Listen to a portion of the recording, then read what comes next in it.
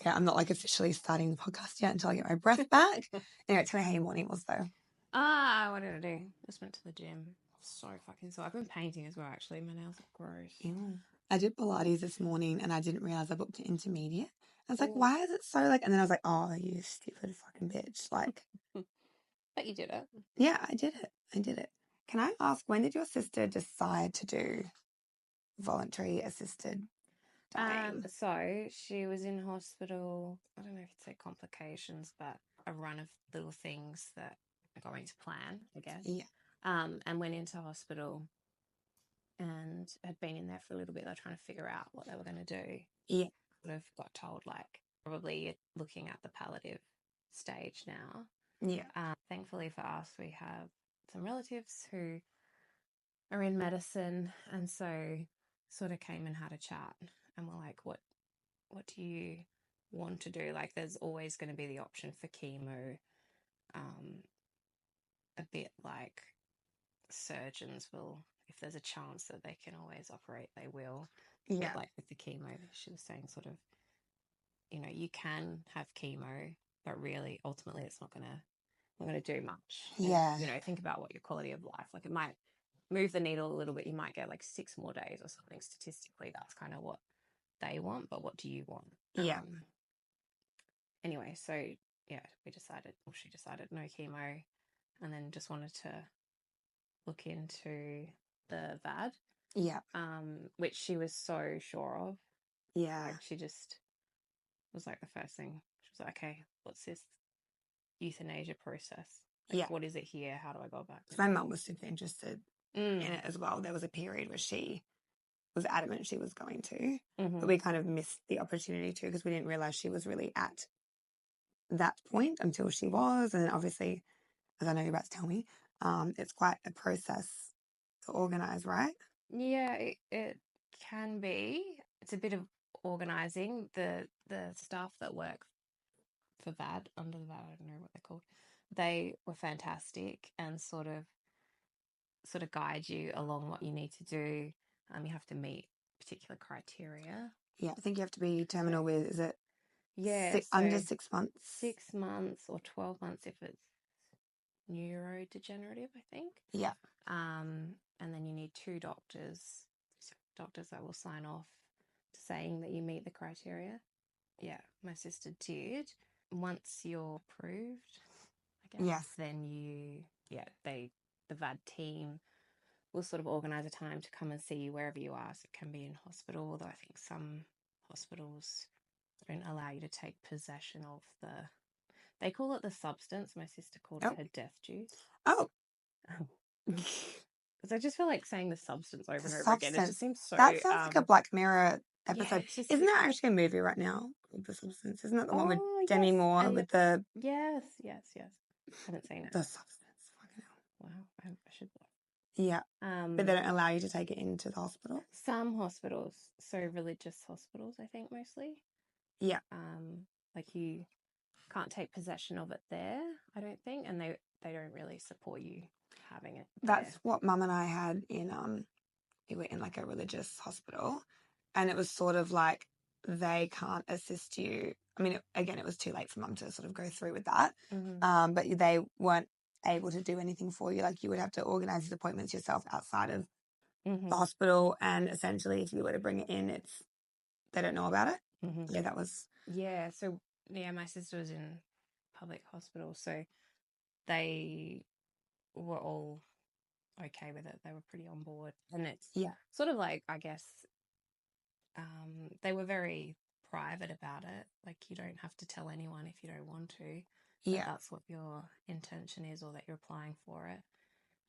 But yeah, very supportive. Yeah, it's quite new in South Australia. It is, yeah, and I think part of the process and part of having it here is that no one can be seen to sort of influence the decision. So I think in that sense, although they're supportive, they keep it very separate. Like, you kind of just talk about it with the V.A.D team. Yeah. And we found that as well, like when she came home with the local palliative care team, although she was so sure of the decision, had made that decision and had started the process prior to them being on board, they were kind of reluctant to. They were worried that they would be seen as influencing her one way or the other. Well, but she definitely made up her mind. It was all fine. And once she had it in her possession, it really wasn't a big deal. yeah. But yeah, it's just sort of who she chose to tell about it, and we would just ask them. Yeah. No, it's still so new. Like a lot of them hadn't really come across any clients, I suppose, that had used it or were going to use it. Yeah. So yeah, there's a lot of curiosity about. I think it's a lot, obviously, further along in America, but in Australia, not so much. No, I think they'd said to us that she was probably about number 100 for South Australia. Oh my God. And it had only come in the start of that year. Yeah. So she died in October, and it had been sort of brought in January. Oh, geez. So many people have done it already, though. Like, that's... So this is the thing. People don't talk about it. I couldn't tell you anyone else. No, it's so harsh in a sense. And then I guess... Yeah. Because when Mum and I would talk about it with others, they didn't even think you could do it. You're like, oh, no, you definitely can. Like, it is new, but you can do it. And there's not much out there. No, I guess it's one of those things that until you're at that point, maybe you don't know what's available to you. And I feel sorry for, like, I guess, like the medical world, because that's why they're so anxious, because you see it, people getting sued and things for, like, medical malpractice, when it's like really they're just trying to do their job. And I always think mistakes happen in any industry.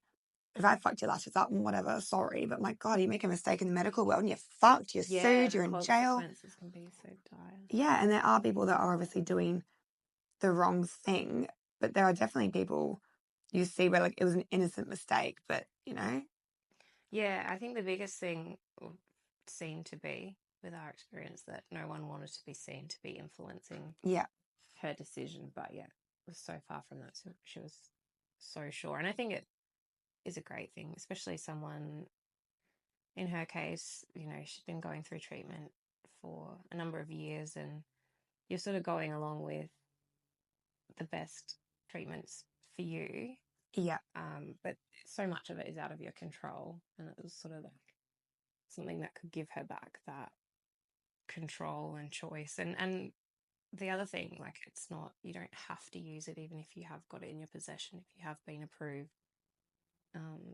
So I think it's just like a peace of mind thing, I think, but it almost gives you back quality of life, because you're not then stressed. Like, she wasn't too worried then about what the end would be like, because she knew she had that. If at any point she wants to literally dip out, that she could.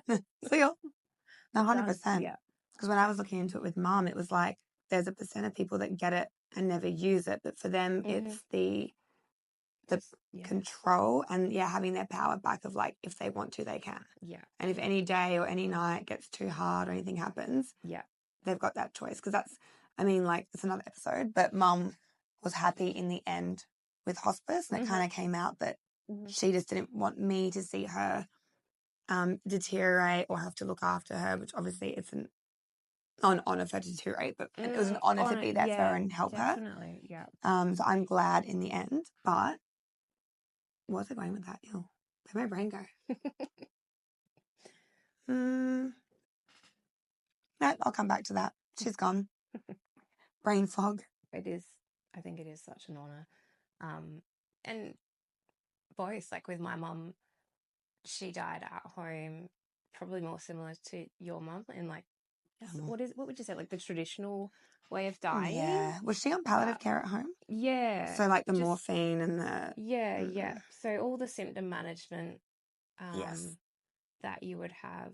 I mean, she had always said she had wished there was a way sort of assist death. She was a nurse. She'd worked through it. Like, a lot of, grew up on a farm watching animals. She said, you put an animal out of suffering. Like, why can't we do the same for a person if that's what they want? But and it wasn't like her death was awful or traumatic, and that's what made my sister want to choose the V.A.D. It was, just that she just wanted to end it when she decided she'd had enough. And then she sort of said, like, I just don't want to fade out. I just want to go. Oh, like when I'm ready, when I'm yeah, feeling okay. And which is so fair. And like I said, whether you ever use it or not, it's just having that option. yeah, that's like a security. It's like you've just got that there. I think I would do that. It's really hard, like, because you don't know how long someone would live had they not done it, right? Because Jessie and I obviously talked about it, about my mom, and I know that obviously this is what your experience was, but like, you know, say they take it, off they pop, and then it's like, did we have another week? Did we have another month? Whereas like, I do feel like, okay, like, you know, it was really shocking, the experience I had in hospital. It's like beautiful by them and the nurses, but you know, within what you saw with your mom, like it's traumatic, but you kind of like, okay, well that's the way it was going. That's the day it was happening. Like, I think that's the thing I probably liked about it over the V.A.D, because I'm like, how do you, I mean, obviously for your sister, she knows the day that she's like, nah, I'm done. I've had enough. But I'm like, oh, picking a date? How far in advance did she pick the date? Not too far. She was waiting on a friend to come down from interstate that hadn't been able to get there. That's right. I think I remember that. Yeah, so once she had arrived, well, she sort of said a few days. She was like, oh, I think I'll go. I don't know. She might have told me the week before, or she was like, I'm thinking maybe Wednesday next week. And I was like, what? And she's like, you know, death juice. And I was like, oh God, okay. And it's not funny, but it's just like, oh no, she was so blasé about it. yeah. And I was like, righto. Yeah, so she waited for her friend, and then Did her friend know that she was? no, so she didn't really tell 'cause- anyone other yeah. than like just our immediate family. I think just because I don't know, I suppose she just didn't want to traumatize anyone by them knowing like, oh, it's imminent, you know, like it is imminent anyway. Yes. It is for all of us, but you know, for them to be like, oh my God. And it's also then she gets to choose who she's around in those final moments rather than people that are turning up because of that also maybe could have come earlier. I think that's also... Oh, and also, like, if she changed her mind, she was like, actually, you know what, today's a good day. Maybe I'll push it back to tomorrow. So, you know, then no one's like... Yeah.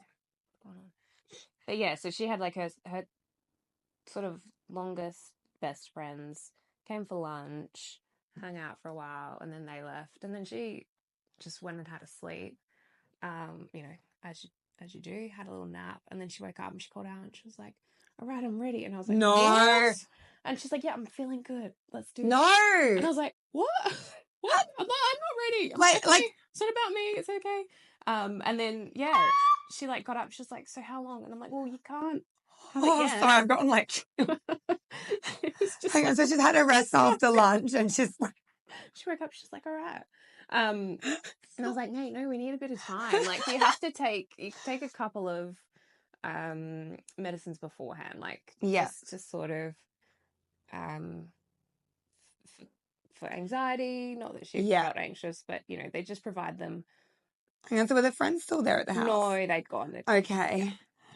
Oh my God. Yeah, so they'd all like said their goodbyes and whatnot, and then yeah, she'd gone and had a sleep, and yeah, woke up and was like, I'm feeling good. Let's go. No.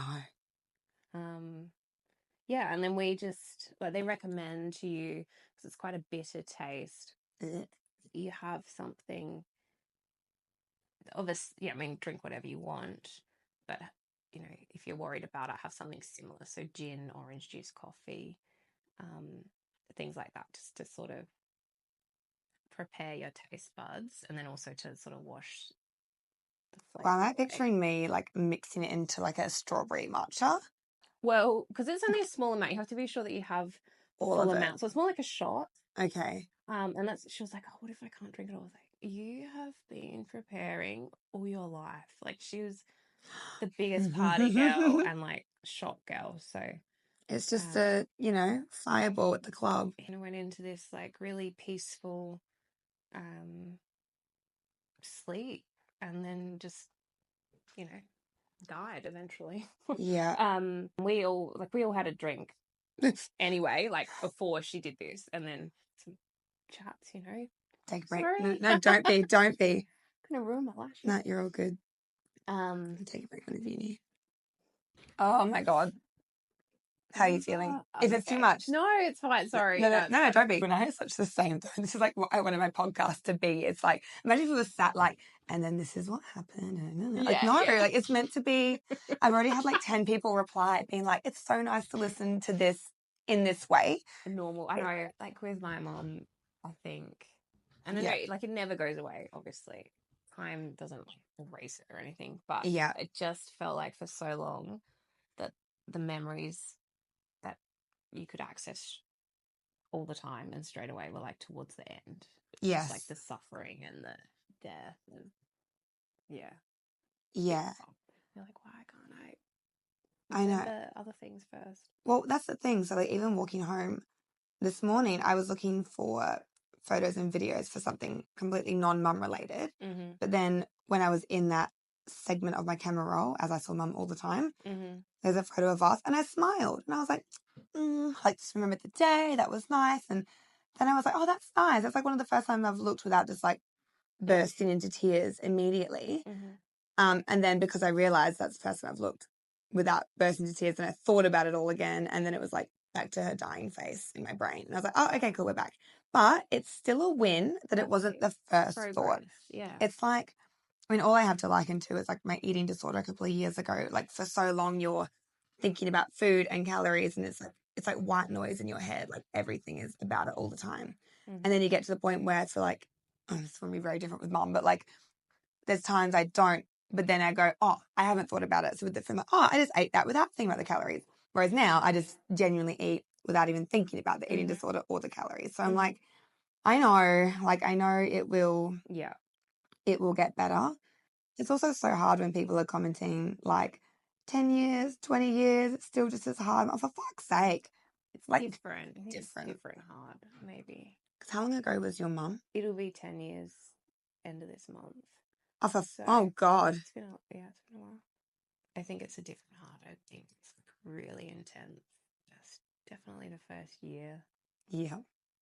I know, I'm like just under 3 months in and I'm just like, ah! Yeah. And it's just so frustrating. You have no control over your grief. That's what I found this time around. Like I was just so frustrated that I couldn't control it. And I don't think I'm a massive control. And I think just knowing as well what you're in for. I'm just like, fuck. Yeah.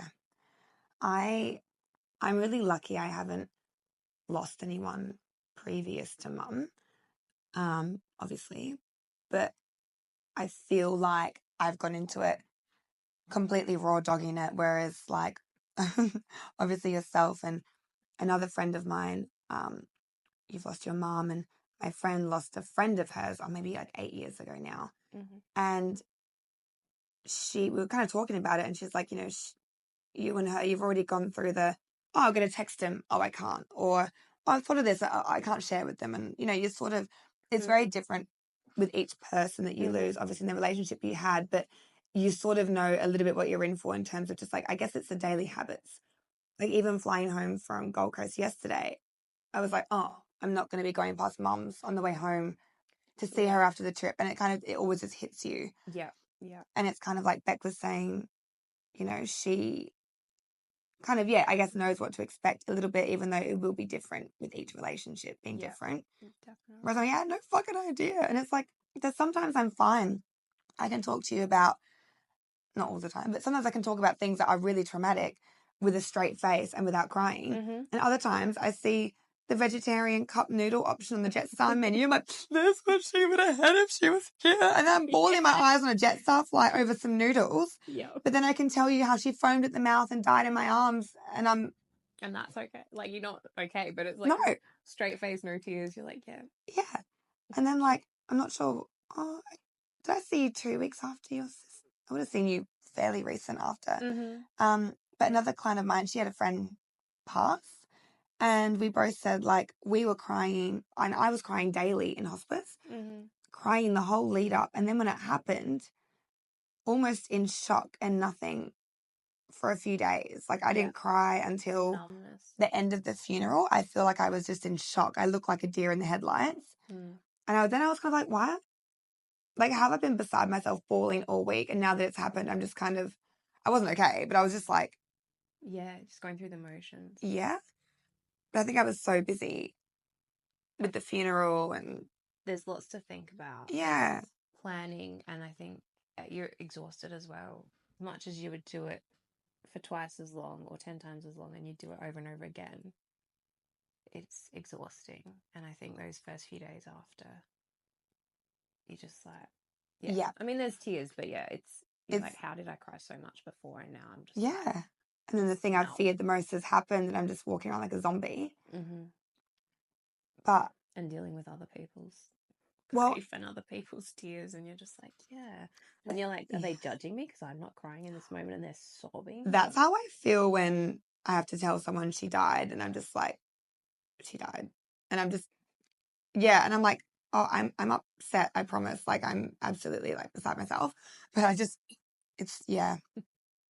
And I think because, yeah, I had some people come down and they flew down and we had the funeral, you kind of go in this like hosting mode and you're kind of being like strong for others, even though you're the one that was like, the closest to the person. Mm-hmm. You find yourself, because I know mum would want those people to be okay. So I kind of feel like that's why she was so funny in hospice too, and she was cracking jokes. And yes, it's her sense of humor, and yes, she's funny, but that was also her way of trying to like break the ice and make everyone else feel a bit more comfortable. And so then I found myself kind of taking that role of hers for a few days at least. Yeah.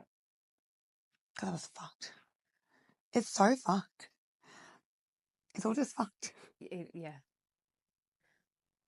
I think that's just like the best way to describe it. It's just fucked. Yeah. And I had a nurse in the hospital tell me, like, don't try and prepare yourself because nothing can, nothing will. Mm-hmm. You can think you will be, and then it happens and you're fucked. And so that was, I think, 2 days before mum got transferred to hospice. And I was really grateful for that advice because and same as you were as prepared as you could be. Like, it's not like they just got hit by a bus. Like, Yeah. So grateful for that yeah. you do get that bit extra. Yeah. Well, that's it. And I said to someone on Instagram last night, like, it's awful to watch the suffering and to go through the journey, but there's so many beautiful moments in that journey still to have and so many conversations you get to have. And obviously mum and I were so lucky we got to do a few little trips and make some memories. Like, as much as I hated seeing her suffer and it was so scary being like, is this the last Christmas? Is this the last birthday? Like, la la for years. I'm so grateful for what we did get, because then there are people who have an aneurysm or get hit by a bus or just whatever, and it's immediately just done. Just and like done. robbed a bit of that chance to have those last conversations or little experiences or trips. Yeah, because as sad as they are, it's sadder to not have them. But yeah, you people, I think, would think you and I would be really prepared and you knew it was coming and la la la, but nothing in the world, unless you've been through it before, can explain it. And I thought I would be like a sad sack of shit for years and then kind of just be back to normal later. Yeah. And then no, I was just like, oh, I'm manic, I'm bipolar, I'm like, I can be really happy and then I can be really sad in the space of about 2.5 minutes. And I've kind of realized that, like, this is just kind of how things are going to be for a long time. Because and this sounds fucked, but I've been happy every day since my mum died, which sounds psychotic. Not all day, every day, and more sad than happy. But there hasn't been a day that hasn't been love and joy. Just like a pocket of something positive in the day. Yeah. And it's so, like, even the day that she died, obviously I'm surrounded by Jessie and my good friends. And even the first week coming back to work, and like every client obviously knows because they're all regulars. And so it's just like love and cards and gifts. And, there wasn't a day that didn't have happiness and joy, which I never would have expected. Like, I thought it would be. Yeah, just sobbing. In bed for days. Yeah. And then I get moments of being like, I'm living for you, Mum, like you wanted, and I'm doing all these things. I'm being happy for you. And other days I'm like, I want to fucking do it. Like, it's just, I've never been, I feel like there's like two emotions running parallel all the time. And it's fucked. It's a split personality. It is, yeah. And I think that can be so tiring. Oh, and God. I think people don't give themselves enough credit going through that. You're like, oh God, I'm so tired. Like, but yeah, you're literally going from one extreme to the other all the time. Yes, it's exhausting. And I'm so grateful, and I know that you and your sister were like this as well, just for the humour, as dark as it is, because I was just giggling already, because I already know this, but I do, if it's okay, I need you to share about when your sister was choosing locations. Yeah, like where she wanted to have her, where like, she was her going to have her death substance. juice, where she was going to drink it. So I'm laughing now and it looks psychotic. Because we live on a farm and, you know, lots of nice hills and views and all sorts. And quite often we will go and have sundowners, like on the top of a hill somewhere, you know, have some drinks. And so she was like, I think it would be nice. Yeah, it would be nice if I can do it like at the top of the hill as the sun goes down. And I'm just going, yeah. But at the same time thinking of the practicality of then how, like, and also the trauma that we're then left with I was going to potentially. say, Like, how do we move your body? Like, it's all well and good if you want to sit at the top of the hill and have your little death juice. We've then got to figure out how we get your body back. No. And she was like, oh, yeah, I didn't think of that. I'm like, no, that's cool. Like, you don't need to think about that. No. That's the beauty of where you're at. But yeah, so in the end, no, she just chose to, I mean, we did plenty of sundowners on top of hills and that sort of thing. And I remember you did the beach as well, I think, the week of, from memory. Yeah. Oh. So lots of nice, but yeah, and then in the end she just was like, maybe just in bed would be helpful.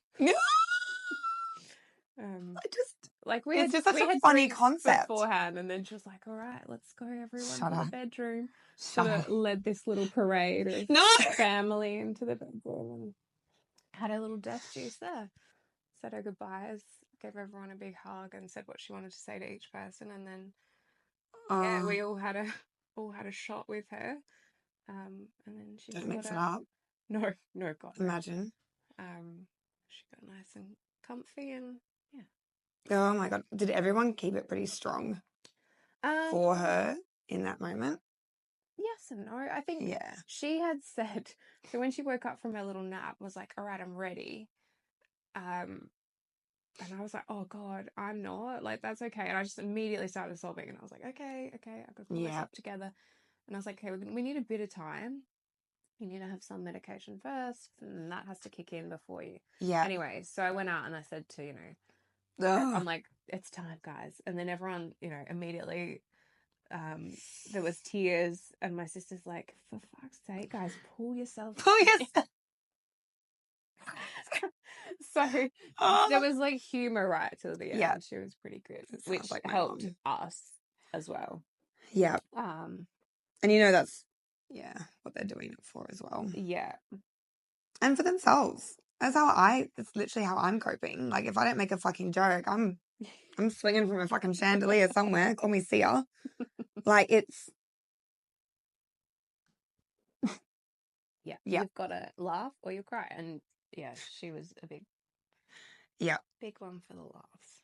So. I think I would absolutely do what your sister did if I was in that situation. Mm-hmm. But I would make you do it on the hill. Like, no, fuck you. Like, I don't care how you get my body toboggan me down, whatever. Exactly. I'm dying on that hill. Oh my God, it's just me and my whole life with my arguments throughout the years. I will die on this hill. Stop. Oh my God. But no, it is like, they're the things you don't think about. Like, yeah, cool, you do it where you want to do it. But then it's like the people, you guys are left with like. Yeah. And I was like, no, if that's what you want, like, we can do it. Yeah. But she kind of went, nah, it's okay. I think unless you had, was it the funeral home that then came in? Yeah, so she died, like, so she took it in the end, sort of. I don't know why I'm laughing. Late afternoon. It's funny. It's fine. Late afternoon, evening, took the death juice, and then died later that night. Oh, so it took a while. It did take a while for her, which we weren't really ready for. I knew it would work. They were like, there's no way you can take this and not die from it. And she was just in the most peaceful deep sleep, that the most peaceful sleep I've seen her have for like months. I'm sorry, but why am I picturing you guys as being like we were all sitting around the room. So you stayed in the room? We all stayed in the room talking and laughing. We had music going, like her music, and we were all just drinking and chatting. And I was like, this is where she doesn't want to go because she's hearing all these stories about us and she's loving it. But no, it did take, like, some people, they'll say it will be within the hour, but you know, every person is different. She was young.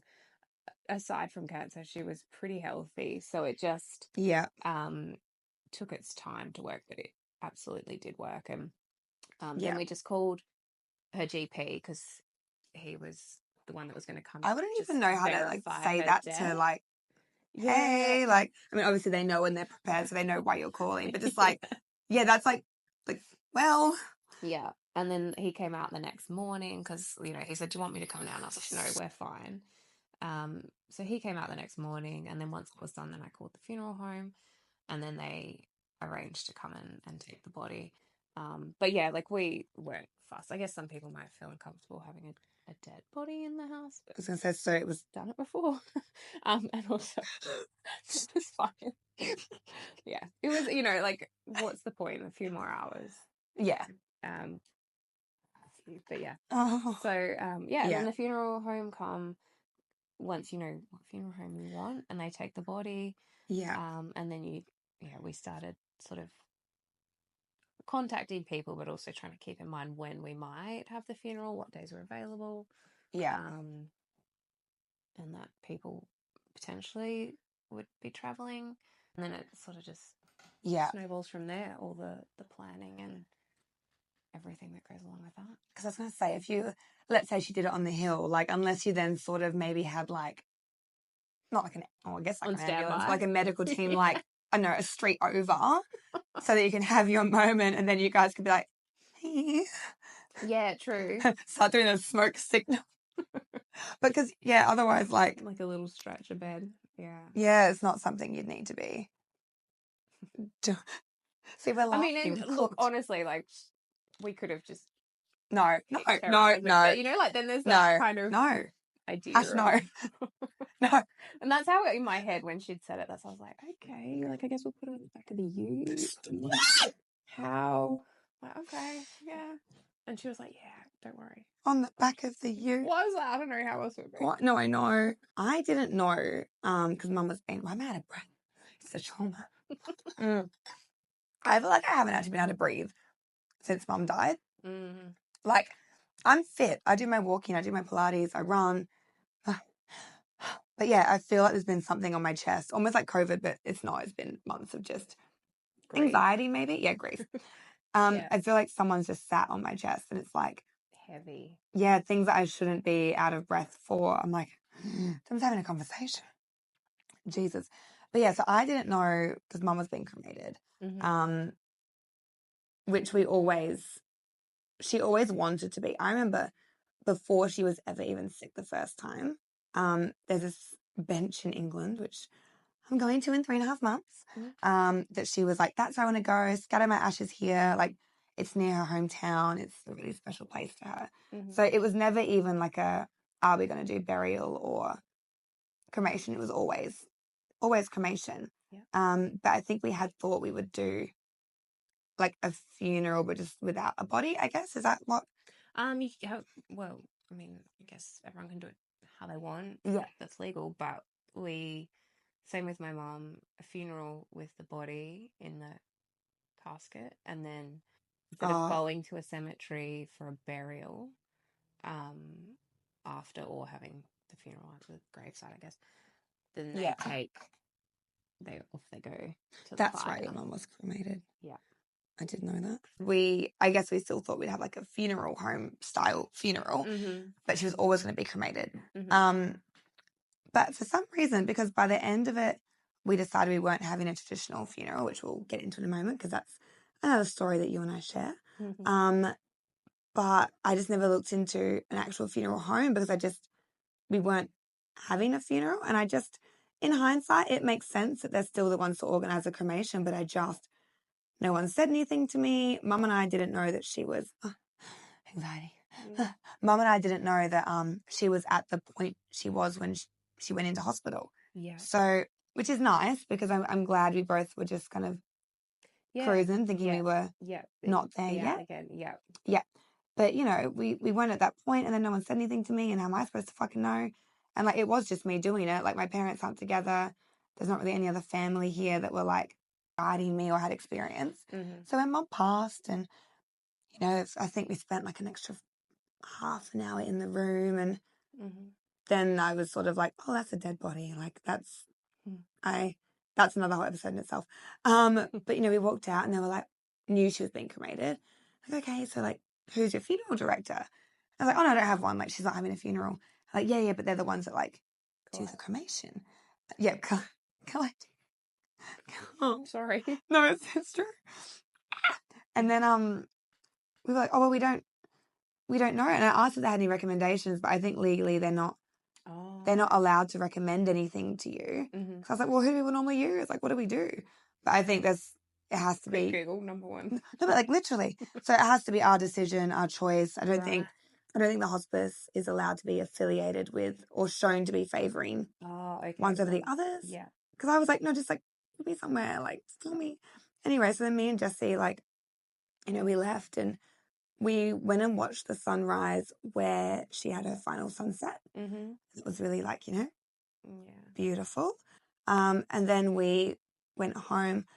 For some reason, I couldn't go in the house because we knew we were going to go for a walk. Her house? My house here. Like, I'd spent a week living in the hospice. Yeah. And I'd barely been home. And I don't know what it was because it was my house, not hers. I just was like, I can't.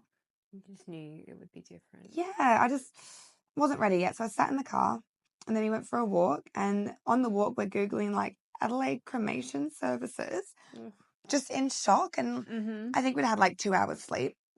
So I think I was up until 12:50 in the morning having a panic attack because I thought Mum was going to go like your sister. I thought at some point, she'd be asleep and then she just wouldn't wake up like in the movies. I just didn't know.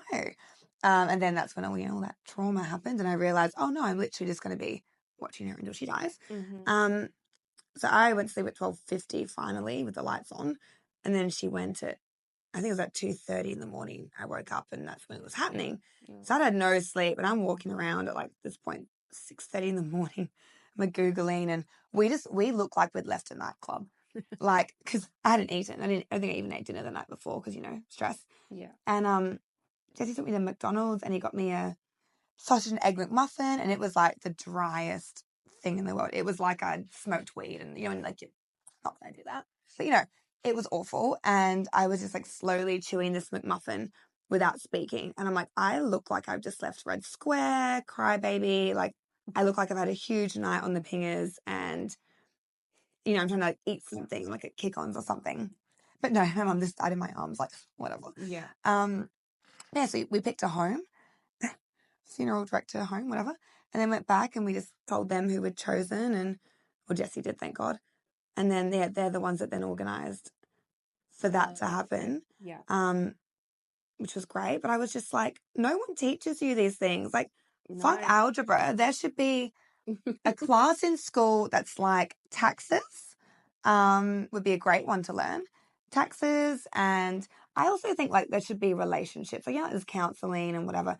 I think there should be like a class on your own emotions and, I don't know, dealing with things and how to have conflict, like how to have like a calm resolution, healthy communication, a class on that. And then it should be a class on just like, I don't know, like mortgages. When a baby's born and when someone dies, then you've got to deal with both. A birth and a death class. They can be combined, but like people just don't talk about it. And that's such a Western thing as well. Everything's like hush hush. Like I do want to do an episode later. I've got a few friends from different cultures who, like, you know, they say when someone dies, they all wash the body and paint it and throw it around and it's a big party and they eat and they drink and I'm just like, oh God, like it's like, God. And then my friend Andrew is from Cambodia and he was saying like whenever someone dies, he's like, oh, we're going to eat for a week because it becomes this big celebration of their life. And it's obviously you miss them and it's awful, but it's just the way they approach it and the things that they know going into it and like so different Yeah, to it's us. not all under wraps. Here I am being like, what do you mean I've got to find? What's the next step? What happens now? I know. Yeah. Fuck me. Also, I mean, I guess it makes sense that it costs a lot to cremate someone. Like, yeah. And then also, I understand it's a service you've got to pay for, but I'm kind of like, feels like a slap in the face to get, you know, $3,000-$4,000 bill to have your like most loved dead one burnt. Like, You can go and watch as well. ugh, That's a thing. Like you can what? be there for the cremation. No. No, I Oh, we haven't opted to do that either that's time. making my arms like But feel I weird. don't know. I guess if you want to be sure it's the right one, I don't know. Oh I my don't know. I've not done it. I'm sure plenty of people have, but no, it's giving Squid Games. Or even like, so I spent, it felt like 5 minutes, but it was about 45 minutes in the room after Mum took her final breath. mm-hmm. I don't know. See? Oh God, there it is. Triggering. It felt like 5 minutes. When I walked out, I'm like, what do you mean? I've just been sat there holding her hand for like 45 minutes. But when I left, they were like, oh, you're welcome to spend as long as you want. And they kind of said, and like no judgment, everyone do what is right for you. But they kind of said that some people spend like hours or they'll have family come. Yeah, come like, and see. I think me being there as she's going and then for a bit after is fine. But I'm like, I don't want to go into one where they're already dead. Yeah. Do you know what like, I don't know if that's... Yeah, I guess. Because she was... Yeah, is that's like you've been through that process and then you're walking out and it's done and you said your goodbye, you're not walking back in. I don't know, I to counter that, I slept in the room with my sister after she died, like on the floor. Because No, don't. I'm preemptively redoing this. Why did we do this at the last appointment? Oh, no, you're all good. But my 90-year-old nana was like, I don't want her to be alone. I'll sleep on the floor. Okay, wait. So did you want to do that for you, or did your nana? Yeah, I'd done it anyway. Like at the lead up, I'd been sleeping on the floor. Yeah. So that I was there, same like you would have been in the hospital, just for like if they need something. Yes. They don't feel like they're alone. Mum and I slept top and tail, so I was like you, Yeah. and I had Mum's like feet here, and then she was there because with the hospital beds they have those things up. Yeah. So if I was next to her, we couldn't see each other. No. So that's why like the night that Mum went, I was like top and tail holding her arm, like my arm was here, and that's why I was like, I thought she would just go to sleep, and I'd be like, Mummy, I know. Mummy, are you breathing? But instead it was like this slow, like, oh, you look like something in Game of Thrones and you're like dying of the famine. It's not funny. It's not funny. But, so yeah, I get it. And like, yeah, but I'm kind of like, oh, I didn't know that. Yeah, no, but it's so. Yeah, I was just like, no, I don't want her to be. No. I don't know, it just felt weird. No. Like while she was in the house, we just didn't, No, I get it. It had been the norm for like the week or so prior that, we would just be in the same room. Did you get to sleep okay? Yeah. I think I'm just so tired and like, just like, okay. Yeah. I can sleep. Close your eyes, just take a brush. Also, her dog slept on the floor as well. Next to her. That's really beautiful. The dog is the worst part. That's like makes me cry so much. But yeah. No, you're all good. Oh my. Yeah. But she knew, like they know. Yeah, they know. They know. I feel like I'm contemplating this in real time out loud with you. I feel like I could do it more if the dog was there. Yeah. I feel like that feels, I think, and I know what you mean. I stopped sleeping later, but the week Mum died, I had slept like a fucking baby. No night terrors. I'd wake up a bit like, oh, where am I? But I was so exhausted. Yeah. Because I used sleeping like, catches up. Yeah. I was like, I'm sleeping 8 hours. Like, that's one thing I've got down. And then it was more like as the shock wore off and reality hit, then I'm like in bed till 1 a.m. crying, not being able to sleep. Yeah. And then waking up at 4:30 to pee, but then remembering like, oh fuck, my mum's dead, and then not going reality. back to sleep. So initially I'm like, oh, I'm sleeping fine. So I can understand that in that moment. And I think it would have felt, I think there would have been a peaceful. It was very peaceful. Oh. Sorry. No, I'm sorry. I'm sorry. Yeah. Oh my God. Bitch. I nearly done with your eyelashes. I knew this would take long. Oh my shit. How are you feeling? I can get this better. Good. Okay. Yeah. This reminds me of like when I'm waxing pussy and the person's like, it's hurting them. I'm like, are you sure you want to still do this? Like, we need to. Has anyone ever stopped like with half? No. Like when you're already that far in, you might. Your lashes look really good though. Thanks. Yeah, I have one lonely one on this side. I don't know what happened there. He was Maybe alone. just hanging on. I feel like sometimes that it's the ends are hard with sleeping. Oh, okay. Looking right back. Oh my God. Fuck me. It's the shit people don't talk about. Close your eyes. But like, it's also all the responses I get on Instagram of people. I haven't heard that one yet. Like, fuck me. You win. I'm sure plenty of people think it's weird, but it No. just felt like it's just a normal thing to do that someone would stay. And same with my mum. Yeah. Did the same with my mum. So it just feels like, I don't know. Yeah, no. I know. It's more just shocking. You don't want to leave them on their own. No, God, no. It's more just shocking, like, that this is something we have to do. Not have to do, but like we've done, and it's the right thing and it's the beautiful thing. But it's also like the things with mom and the shit I fucking saw in hospice, I'm so proud of. I wouldn't have it any other way. Yeah. I'm